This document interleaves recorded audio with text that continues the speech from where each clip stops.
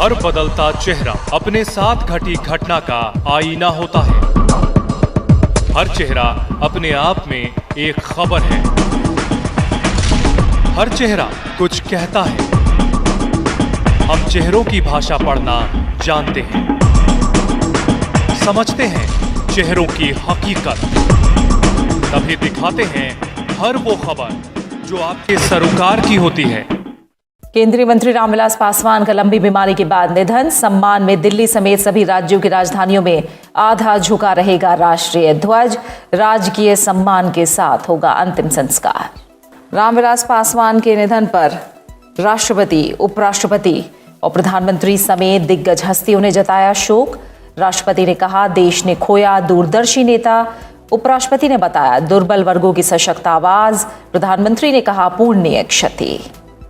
बिहार विधानसभा चुनाव के दूसरे चरण की अधिसूचना आज। दूसरे दौर में 94 सीटों पर 3 नवंबर को मतदान। पहले चरण के लिए आज होगी नामांकन पत्रों की जांच। प्रधानमंत्री नरेंद्र मोदी का कनाडा के कारोबारियों को शिक्षा, कृषि और विनिर्माण समेत कई क्षेत्रों में निवेश का न्योता। इन्वेस्ट इंडिया सम्मेलन को किया संबोधित। निवेश के लिए भारत को बताया सबसे बेहतरीन जगह। केंद्रीय स्वास्थ्य मंत्रालय ने मनोरंजन पार्कों को खोलने और कोरोना से बचाव को लेकर जारी किए दिशा निर्देश। देश में कोविड-19 से स्वस्थ होने की दर 85% के पार। अब तक 58 लाख से ज्यादा लोगों ने दी कोरोना को मात। फिरोजाबाद जिले के नगर शिकोहाबाद में आज उत्तर प्रदेश व्यापार प्रतिनिधि मंडल की बैठक आज अग्रवाल धर्मशाला में की गई। बैठक में पुरानी कार्यकारिणी को भंग करके नई कमेटी का गठन किया गया। चुनाव प्रभारी दयाशंकर गुप्ता ने ठाकुर सुदीप सिंह को अध्यक्ष, मुकेश गौड़ को महासचिव, अनुज अग्रवाल को कोषाध्यक्ष मनोनीत किया। वहीं कुलदीप गुप्ता को उत्तर प्रदेश व्यापार प्रतिनिधि मंडल व्यापार प्रकोष्ठ का अध्यक्ष चुना गया। बैठक के दौरान सभी नवनिर्वाचित पदाधिकारियों का फूल मालाओं से स्वागत सत्कार किया गया। व्यापारियों को संबोधित करते हुए सुभाष गुप्ता ने कहा कि ये व्यापार मंडल हमेशा अद्वितीय छवि के लिए जाना जाता है। ये एक ऐसा व्यापारिक संगठन है जिसने 14 दिन तक धरना प्रदर्शन करते हुए शिकोहाबाद की चुंगी प्रथा को हमेशा के लिए समाप्त किया था। वो इतनी धाक थी पूरे उत्तर प्रदेश में कि अच्छे अधिकारी, जब श्याम बिहारी मिश्रा शिकोहाबाद में पहली बार आए थे तो उनका ऐसा भाषण था कि व्यापारियों में एक ऐसा जुनून पैदा हुआ, ऐसा आक्रमण शैली थी उनकी कि हर व्यापारी के रोंगटे खड़े कर देते थे। वो आक्रमण शैली के नाम से जाने जाते थे। और ये व्यापार मंडल बहुत लंबे समय तक दोनों के संयुक्त रूप में चला, जिसमें शिकोहाबाद में हमारे यहाँ 14 दिन शिकोहाबाद की हड़ताल रही। जो पुराने साथी हैं वो जानते हैं, शिकोहाबाद 14 दिनों तक बंद रहा। संपूर्ण शहर पूरा बंद रहा था। इसकी अगुवाई यहाँ के नगर अध्यक्ष रामनारायण मित्तल जी थे, जो हमारे अध्यक्ष, और महामंत्री बालकृष्ण अग्रवाल जी थे, उन्होंने की और बहुत ज़ोरदार तरीके से चलाया। पूरे उत्तर प्रदेश में एकमात्र शहर शिकोहाबाद था जिसमें चुंगी समाप्त कर दी गई थी। मतलब पूरे उत्तर प्रदेश में एक ऐसा शहर था जिसकी चुंगी सबसे पहले समाप्त हुई थी यहाँ से। वो मिसाल कायम की। और फिर उसके बाद शिकोहाबाद में हमारे राधा रमन लाल जी अग्रवाल रहे, रामनारायण मित्तल जी रहे, प्रदीप जैन जी रहे, रमाशंकर गुप्ता जी रहे, उसके बाद हमारे अजय मित्तल जी रहे। इन सभी का कार्यकाल बहुत ही टॉप क्लास रहा। उन्होंने जितनी ताकत थी उससे व्यापारियों का भला किया। नवनिर्वाचित अध्यक्ष ठाकुर सुदीप सिंह ने कहा कि लॉकडाउन के दौरान बाजार बंदी को लेकर प्रशासनिक अधिकारियों ने व्यापारियों का उत्पीड़न किया, लेकिन हमारे व्यापारिक संगठन ने अधिकारियों से संपर्क करके उन्हें समझाया और कहा कि व्यापारी ही बाजार की जान होता है। उसे अगर परेशान किया जाएगा तो व्यापारी आंदोलन करने को मजबूर होंगे। आज के दिन मैं ये चीज़ घोषणा करता हूँ कि कभी किसी का किसी प्रकार का कोई शोषण शिकोहाबाद के अंदर नहीं होने दूंगा। और क्योंकि जो मेरे साथ जो पिछले अध्यक्ष थे अजय मित्तल जी, वो मेरे साथ बहुत, हम और उनका साथ ऐसा था कि बहुत एक ऐसा साथ था कि किसी से लड़ने में, किसी अधिकारी से कुछ में, पूरा वो साथ हम दोनों लोग करते थे। और जॉनू गुप्ता, अब आज मेरे छोटे भाई मुकेश गौड़ और अनुज अग्रवाल और जॉनू भाई हैं, इनके साथ ही पूरा व्यापार मंडल अच्छी तरीके से व्यापारियों के साथ मिलकर उसका संचालन करना है। और इस संचालन में कोई भी छोटे बड़े व्यापारी, सबका सम्मान एक सम्मान होगा, ये नहीं किसी का सम्मान न हो। और अभी भी थोड़ा लॉकडाउन के भीतर करीब मंडी बंद कर दी थी नरेंद्र सिंह एसडीएम ने, जो कि नहीं बंद करनी थी उनको, लेकिन उस मंडी में मेरे व्यापारियों ने बहुत साथ दिया और पत्रकारों का सबसे पहला साथ रहा। सुदीप जी ठाकुर जो पूर्व में व्यापार मंडल के महामंत्री थे, इनको सर्वसम्मत से अध्यक्ष बनाया। और मुकेश जी जो हमारे जुझारू व्यक्तित्व के धनी हैं, इनको महामंत्री उत्तर प्रदेश उद्योग व्यापार प्रतिनिधि मंडल, और अनुज जी अग्रवाल इनको कोषाध्यक्ष निर्वाचित घोषित किया। उसी के संदर्भ में आज यह व्यापारियों की मीटिंग थी। इसमें इनके नवनिर्वाचन की घोषणा होनी थी, वही घोषणा हुई और सभी को मैंने और सभी व्यापारियों ने बधाई दी, शुभकामनाएं दी और नवनिर्वाचित कमेटी से यह प्रार्थना भी की कि ये व्यापारियों की समस्याओं को अधिकारियों तक समझाएं, जनप्रतिनिधियों तक बताएं और कोई भी समस्या हो उसका निराकरण करें। आज की जो जिम्मेदारी है वो मुझे ठाकुर सुदीप सिंह को अध्यक्ष जी की जिम्मेदारी दी गई है और उसको मैं अपने साथियों के साथ मिलकर इसको सम्मानपूर्वक व्यापारियों का किसी भी प्रकार का उत्पीड़न या किसी भी प्रकार की परेशानी किसी भी विभाग की या पुलिस की या प्रशासन की, किसी को किसी पे परेशानी नहीं आने देंगे। और इससे पहले भी मैं तमाम व्यापारियों की परेशानी को एक महासचिव पद पर हल करता रहा था, लेकिन अब अध्यक्ष पद का एक ऐसा बहुत जिम्मेदार पद होता है जिससे पूरी जिम्मेदारी सब अध्यक्ष की होती है। ज़्यादातर बाद में उनके सहयोगी तो साथ करते ही हैं, सभी की होती है उनकी, लेकिन इस जिम्मेदारी को पूरी जिम्मेदारी से इस तरीके से निभाना है जिससे कि व्यापारी लोग ये कहें कि हाँ, मतलब अध्यक्ष ने हम लोगों का बहुत एक इस तरीके किसी भी तरीके का कोई भी प्रशासन है किस तरीके का काम हो उसको हमने हल कराया।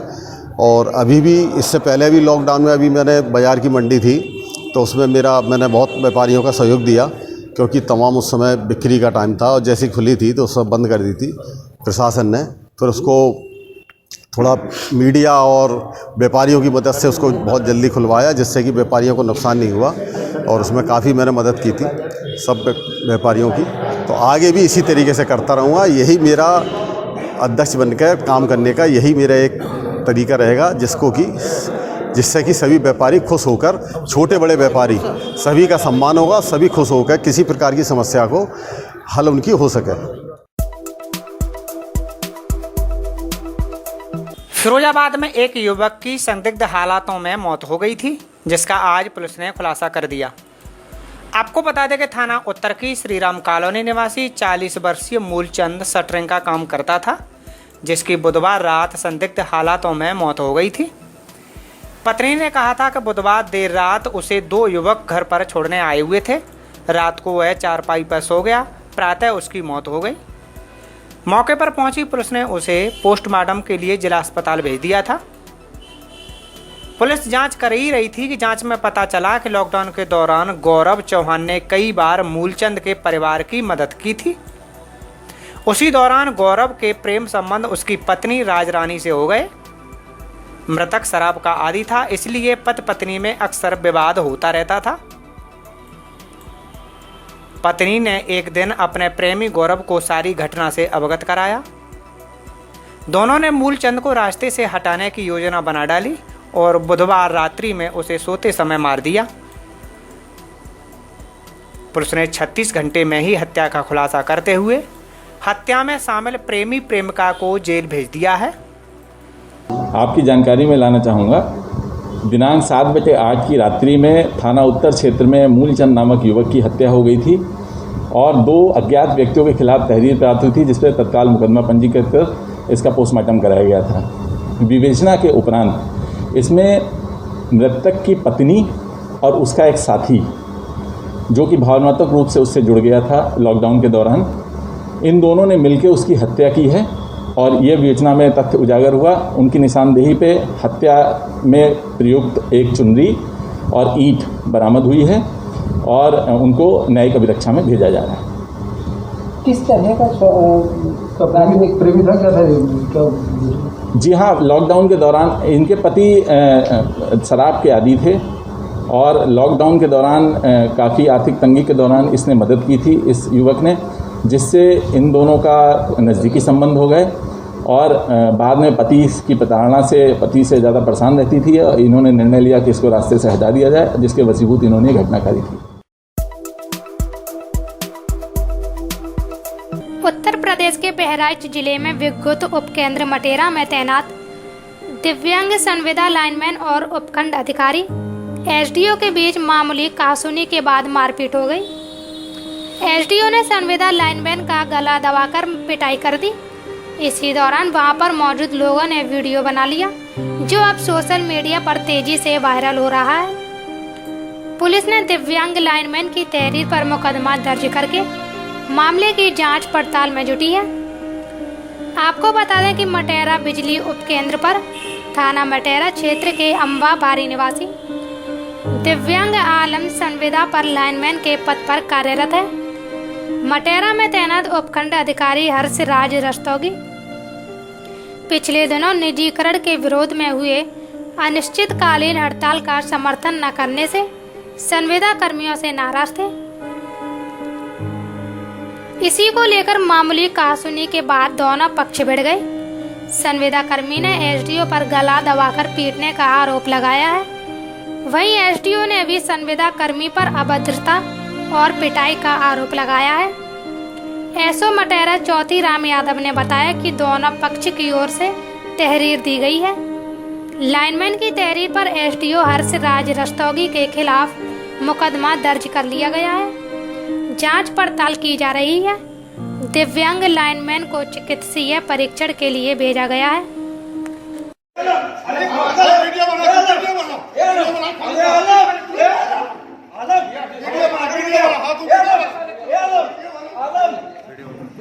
हाँ, वीडियो बन गया, वीडियो बन गया।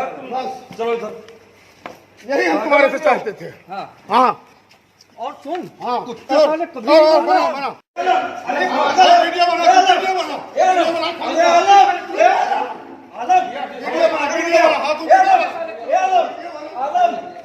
वीडियो बना, हाँ, वीडियो बन गया, वीडियो बन गया।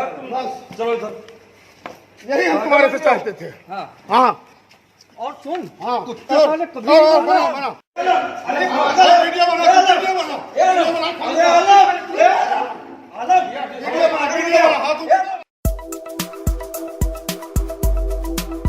पश्चिम बंगाल में जैसे जैसे विधानसभा चुनाव नजदीक आते जा रहे हैं, वैसे वैसे सियासी सरगर्मी बढ़ती जा रही है। राज्य की ममता बनर्जी सरकार पर लगातार हमलावर भारतीय जनता पार्टी एक के बाद एक अपने नेताओं का बंगाल दौरा करा रही है।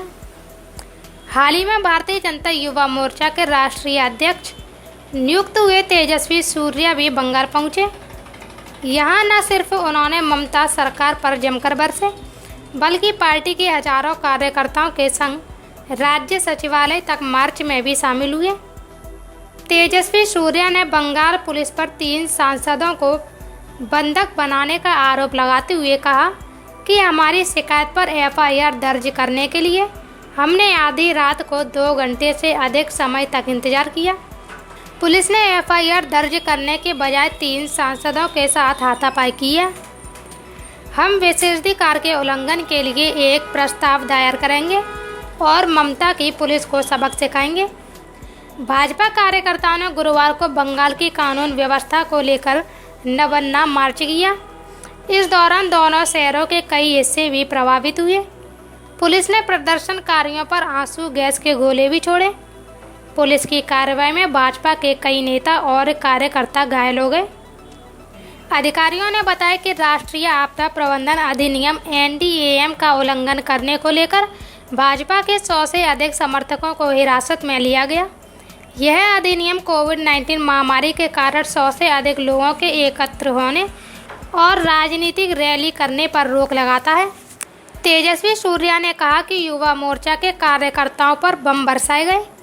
हमने इसको लेकर पुलिस से एफआईआर दर्ज करने की अपील की, लेकिन पुलिस ने इनकार कर दिया उन्होंने कहा कि पुलिस के पास दो विकल्प हैं, या तो कानून के अनुसार एफआईआर दर्ज करें या वर्दी हटाएं और टीएमसी पार्टी का झंडा लगाएं।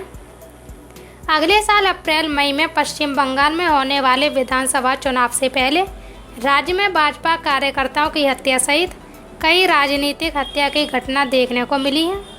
भाजपा के बैरकपुर सांसद अर्जुन सिंह के करीबी सहयोगी मनीष शुक्ला को शनिवार को गोली मारे जाने की घटना प्रदर्शन का तत्कालिक वजह थी। अधिकारियों ने बताया कि भाजपा की युवा शाखा भारतीय जनता युवा मोर्चा ने राज्य सचिवालय नवन्ना की ओर मार्च का आह्वान किया था। वहीं पार्टी महासचिव कैलाश विजयवर्गीय, राष्ट्रीय सचिव अरविंद मेनन और प्रदेश प्रमुख दिलीप घोष सहित पार्टी के शीर्ष नेताओं ने प्रदर्शनों का नेतृत्व किया। भाजयुमो प्रमुख और बेंगलुरु दक्षिण से सांसद तेजस्वी सूर्या भी प्रदर्शन के दौरान मौजूद थे। हजारों की संख्या में पुरुषों और महिलाओं के राज्य सचिवालय नवन्ना की ओर मार्च करने के दौरान पुलिस और दंगा रोधी रैपिड एक्शन फोर्स RAF से उनकी झड़प हुई। प्रदर्शन के दौरान पथराव हुआ, सड़कों को जाम किया गया और टायरों में भी आग लगाई गई। इस दौरान प्रदर्शनकारियों द्वारा अवरोधक लांघने की कोशिश करने पर पुलिस के साथ उनकी कई स्थानों पर झड़प हुई। भाजपा अध्यक्ष JP नड्डा ने ट्वीट कर कहा, ममता दीदी द्वारा राज्य की शक्ति के दुरुपयोग के बावजूद हम बंगाल की जनता के साथ खड़े हैं। हमारे भाजयुमो के बहादुर कार्यकर्ताओं ने उन्हें सचिवालय को बंद करने पर बाध्य कर दिया। यह इस बात की स्वीकार रोकती है कि उन्होंने जनता का विश्वास खो दिया है।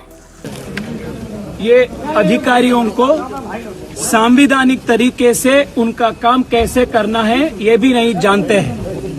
3 सांसद जनप्रतिनिधि जब इधर आकर FIR दर्ज करने के लिए रिक्वेस्ट किया है तब भी वो उनका काम नहीं किया है, परंतु जब हम रिक्वेस्ट करने के लिए गए थे तीनों सांसद के ऊपर धक्का दिया है, अभद्र व्यवहार किया है, हमको अपमानित किया है। ये ब्रीच ऑफ प्रिविलेज है, संवैधानिक हक का। हम तीनों सांसद इस पुलिस स्टेशन में जो पुलिस अधिकारी है जो संवैधानिक प्रतिनिधियों का अपमान किया है, इन सब के ऊपर पार्लियामेंट में ब्रीच ऑफ प्रिविलेज मोशन को हम मूव करेंगे और इन सब को दिखाएंगे नरेंद्र मोदी सरकार का पावर क्या है, इसको सिखाएंगे संविधान का मर्यादा। काम करने के लिए भी हिम्मत चाहिए, जो हिम्मत इसमें नहीं है। आज ये पुलिस स्टेशन TMC के ऑफिस के नाते काम कर रहे हैं, शर्म होना चाहिए इस सब लोगों को।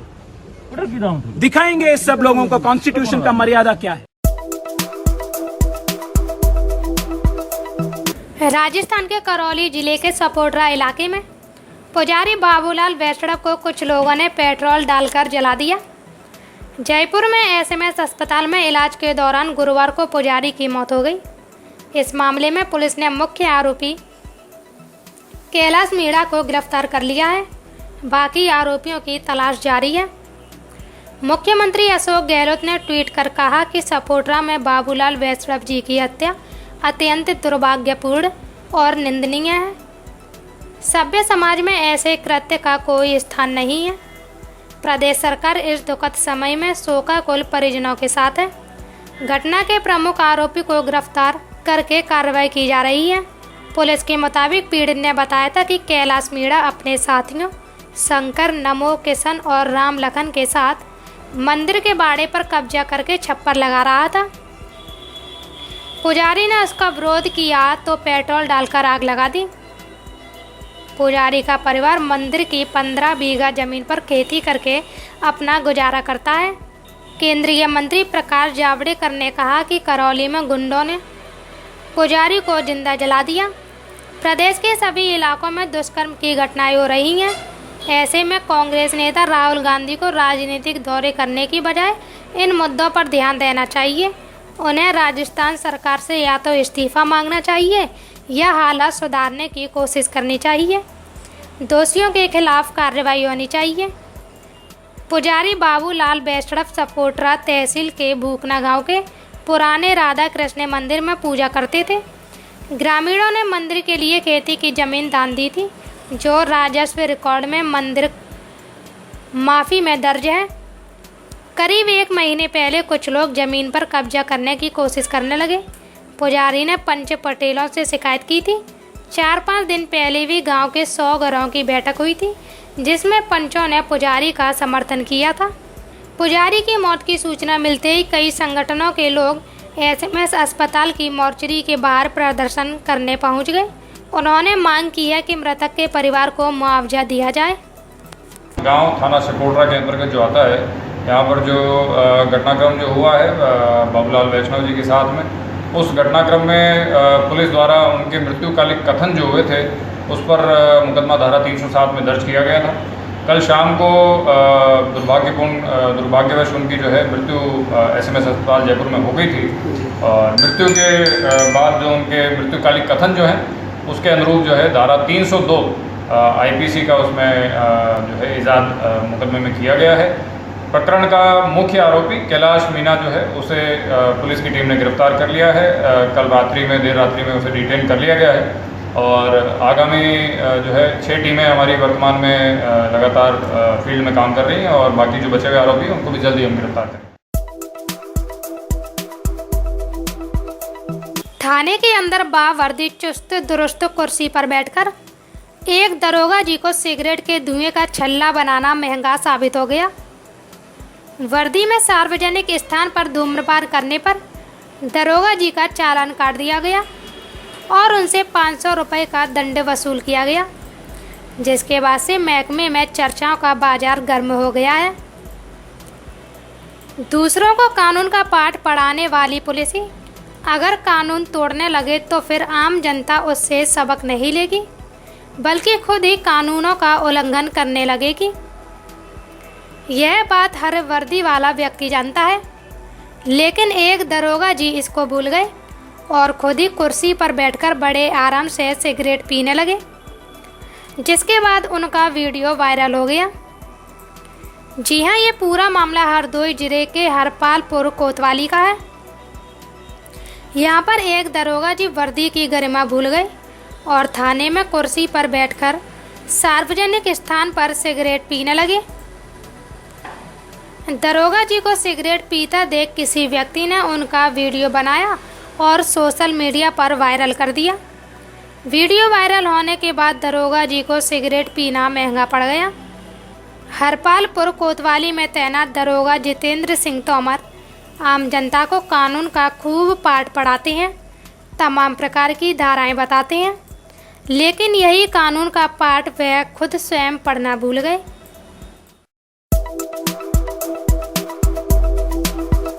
उत्तर प्रदेश में अपराधियों के मन से पुलिस का खौफ कम होता चला जा रहा है। जहां प्रदेश में अपराधियों के ऊपर योगी सरकार लगातार हंटर चला रही है, तो वहीं अपराधी भी बेखौफ अपराध को अंजाम देते चले जा रहे हैं। इसी के चलते आज सुबह स्कूटी सवार बदमाशों ने बीजेपी विधायक के रिश्तेदार की गोली मारकर हत्या कर दी। आपको बता दें कि गाजियाबाद के सिहानी गेट थाना क्षेत्र के अंतर्गत पटेल नगर में रहने वाले नरेश त्यागी अपने परिवार के साथ रहते हैं। वह सरकारी कामों की ठेकेदारी भी करते हैं। मृतक नरेश त्यागी बीजेपी से विधायक अजीत पाल त्यागी के मामा बताए जा रहे हैं। वह रोज की तरह आज सुबह भी घर से टहलने के लिए निकले थे कि इसी बीच स्कूटी सवार 2 बदमाशों ने उन्हें रोककर कनपटी पर गोली मार दी। गोली लगने से मौके पर ही मौत हो गई। दिन दहाड़े हुई हत्या से आसपास के क्षेत्र में दहशत फैल गई। घटना की जानकारी होते ही मौके पर पहुंची पुलिस ने तत्काल प्रभाव से सबको कब्जे में लेते हुए पोस्टमार्टम के लिए भेज दिया है और घटनास्थल पर लोगों से पूछताछ कर रही है। साथ ही आसपास के सीसीटीवी फुटेज भी खंगाल रही है। एसएसपी ने घटना के खुलासे के लिए 4 टीमें गठित की हैं। एक व्यक्ति हैं श्री नरेश त्यागी, उम्र लगभग 60 साल। ये अपने घर और पार्किंग के घर के कुछ ही दूरी पर है। घर और पार्क के बीच में थे, वहाँ को जा रहे थे, पार्क की तरफ को जा रहे थे। तभी एक स्कूटी पर 2 व्यक्ति थे जो इन पर हमलावर हो गए और इन्होंने इन पर गोलियां चलाई हैं। इनको अस्पताल ले जाया गया, जहाँ इन्हें मृत घोषित कर दिया गया है। ये कॉन्ट्रैक्टर बताए जा रहे हैं और इस मामले में टीमों को लगा दिया गया है। शीघ्र घटना का नापा किया जाएगा। केंद्रीय मंत्री और लोक जनशक्ति पार्टी के नेता रामविलास पासवान अब हमारे बीच नहीं रहे। 74 साल की उम्र में कल शाम उनका निधन हो गया। रामविलास पासवान लंबे समय से बीमार चल रहे थे। दिल्ली में उनका इलाज चल रहा था। उनके बेटे चिराग पासवान ने ट्वीट करके उनके निधन की जानकारी दी। उन्होंने अपने पिता की तस्वीर के साथ ट्विटर पर साझा करते हुए लिखा, पापा अब आप इस दुनिया में नहीं हैं, लेकिन मुझे पता है आप जहां भी हैं हमेशा मेरे साथ हैं। रामविलास पासवान के निधन की खबर आते ही दिल्ली से लेकर बिहार तक शोक की लहर दौड़ गई। राष्ट्रपति, उपराष्ट्रपति, प्रधानमंत्री, कई केंद्रीय मंत्रियों समेत तमाम राजनीतिक दलों के नेताओं ने उनके निधन पर गहरा शोक जताया है। केंद्रीय मंत्री रामविलास पासवान के निधन पर दिल्ली और सभी राज्यों की राजधानियों और केंद्र शासित प्रदेशों में राष्ट्रीय ध्वज आधे झुके रहेंगे। अंत्येष्टि के दिन भी अंतिम संस्कार के स्थान पर ध्वज आधा झुका रहेगा। उनका अंतिम संस्कार पूरे राजकीय सम्मान के साथ किया जाएगा। रामविलास पासवान के पार्थिव शरीर को आखिरी दर्शन के लिए सुबह 10 बजे उनके आवास 12 जनपद पर अस्पताल से सीधा लाया जाएगा। दोपहर 12 बजे के बाद उनके पार्थिव शरीर को पटना में लोक जनशक्ति पार्टी के कार्यालय लाया जाएगा। रामविलास पासवान का अंतिम संस्कार शनिवार को पटना में किया जाएगा। साल 2020 के लिए साहित्य का नोबेल पुरस्कार अमेरिकी कवयित्री लुइस ग्लिक को दिया गया है। स्वीडिश अकादमी ने पुरस्कार की घोषणा करते हुए कहा कि लुइस को उनकी बेमिसाल काव्यात्मक आवाज के लिए सम्मान दिया गया है। 1943 में न्यूयॉर्क में पैदा हुई लुइस स्वतंत्र रूप से लिखने के अलावा येल यूनिवर्सिटी में अंग्रेजी की प्रोफेसर भी रही हैं। इससे पहले उन्हें पुलित्जर सहित कई और पुरस्कार मिल चुके हैं। कवयित्री लुइस ग्लिक ने 1968 में फर्स्ट बॉर्न के साथ अपनी शुरुआत की और जल्दी अमेरिकी समकालीन साहित्य में सबसे प्रमुख कवियों में शामिल हो गई। उन्होंने 12 कविताओं का संग्रह और कुछ निबंध भी प्रकाशित किए हैं। कोरोना महामारी से बचाव के लिए प्रधानमंत्री नरेंद्र मोदी ने कल देशव्यापी अभियान की शुरुआत की। उन्होंने मास्क पहनने, 2 गज की दूरी बनाए रखने और बार-बार हाथ की सफाई पर खास जोर दिया है। प्रधानमंत्री ने कहा कि कोविड से संघर्ष एक जन आंदोलन है और सभी के सामूहिक प्रयासों से अनेक लोगों की जान बचाई जा सकी है। उन्होंने लोगों से इन प्रयासों की गति बरकरार रखने की भी अपील की। प्रधानमंत्री नरेंद्र मोदी ने कोविड महामारी की रोकथाम संबंधी समुचित व्यवहार के बारे में जन आंदोलन अभियान का शुभारंभ किया। आने वाले त्योहारों, सर्दियों और आर्थिक गतिविधियों के मद्देनजर यह अभियान चलाया जा रहा है। ट्वीट के जरिए अभियान का शुभारंभ करते हुए प्रधानमंत्री ने लोगों से कोरोना के खिलाफ संघर्ष में एकजुट होने का आह्वान किया। उन्होंने हमेशा मास्क लगाने, हाथों की साफ सफाई रखने, 2 गज की दूरी का पालन करते हुए सुरक्षित दूरी बनाए रखने पर जोर दिया। प्रधानमंत्री ने कहा कि कोविड से संघर्ष एक जन आंदोलन है और इसे कोविड योद्धाओं के समर्पण से शक्ति मिली है। उन्होंने कहा कि हमारे सामूहिक प्रयासों से अनेक लोगों की जान बचाई जा सकी है। प्रधानमंत्री ने कहा कि हमें अपने प्रयासों की यह गति बनाए रखनी होगी और इस घातक संक्रमण से लोगों का बचाव करना होगा।